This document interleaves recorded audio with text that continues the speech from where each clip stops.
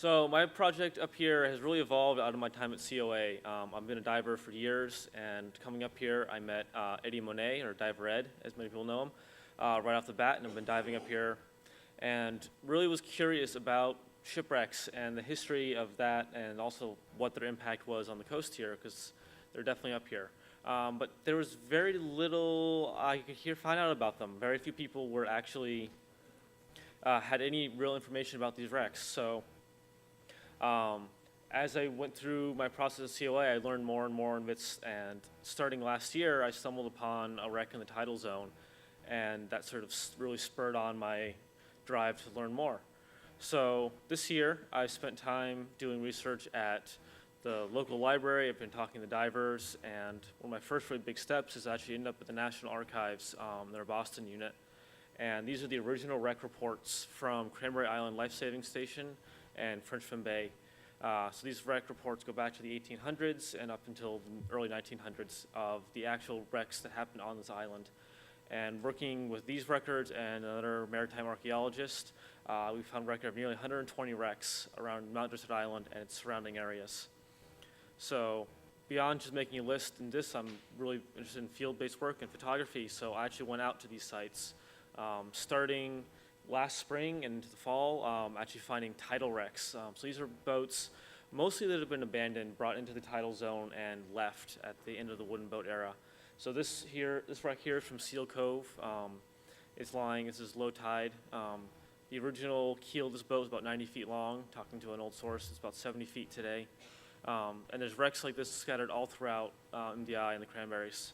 And we're at a good spot to start. It's a way to learn ship construction. You can see very clearly how it was made and its direct impact. Then I started getting in the water more, starting this winter.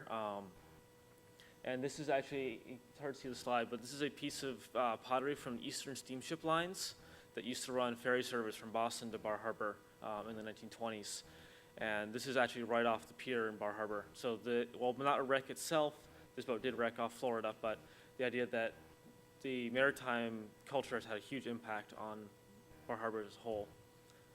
And then finding other things. This is an anchor off of Egg Rock that is most likely from a fishing schooner that wrecked there in 1890s. It's showing this life that has grown on the anchor as part of a bit of history, but also the impact that there's the only thing, if this is from the boat that we believe it is the only artifact still remaining from that incident, which did result in the loss of someone's life. So it's a memorial that's still in the bottom. And also unknown things. This is a piece of probably an old barge that's off Burnt Porcupine Island right off here that we should have found. So it's a gear, just a long shaft, but it's also just covered in life. There's toad crabs and starfish and nudibranchs all over this picture. As well as complete wrecks. More recently, in 1994, the fishing vessel Northern Miner went down off of Frenchboro, and it's one of the few intact boats that's still up here. So this fishing vessel this is the wheelhouse of the boat, but it's down there and shows the complete transformation that happens underwater. This boat is surrounded nothing by sand and sand dollars, but the wreck itself is completely covered in life. There are lobsters living in the fish holds. There are anemones and starfish over every surface. It's a really amazing transformation and a bit of history because we know the people that were on board and we've actually talked to them. This project also, with the help of Diver Ed, has brought me to new areas. This is the steamer Winnow Wet, which used to service the Green Mountain Railroad in Eagle Lake. And to my knowledge, I'm the first person to ever actually photograph this wreck. Divers are not allowed in the lake, but we worked with the town and got special permission to dive in Eagle Lake and photograph this wreck site. As well as, this is actually an axle, we believe, from the Green Mountain Railway, it's a Cog Railway. And the train engines were dismantled when they were sold, and the parts that weren't usable were thrown back into the lake. So this is still sitting there at the bottom of the lake. And just sort of keeping the idea that this is a very current and recurring thing. This is not just the past. This is what is left of the motor vessel Seal, which was Diver Ed's first boat that ran the chores off to college for many years. She ran aground in 2007 due to a storm, and unfortunately it was lost. But the keel, most of it was salvaged, but the keel was still on Bar Island, so it was a memory to that event. And just sort of a note where I'm going with this.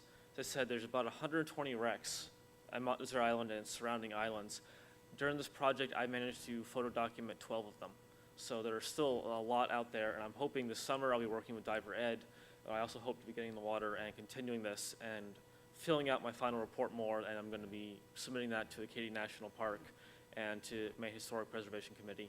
And we've already gotten press from local papers, and Bangor Daily News is very interested in continuing this. And there is an exhibit of these photos currently up in the Door Museum. So if you guys just get a chance while you're here, they're up right across from the touch tank. Thank you.